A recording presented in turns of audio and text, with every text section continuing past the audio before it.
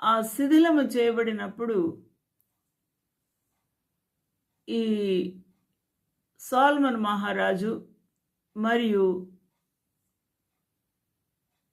ఇథియోపా రాణి అయిన షీబా ఈ ప్రాంతమునకు చెందిన షీబా మనకు ప్రాముఖ్యముగా గుర్తుకు వస్తూ ఉన్నది. They are the descendants of king Solomon. Ethiopians most of them were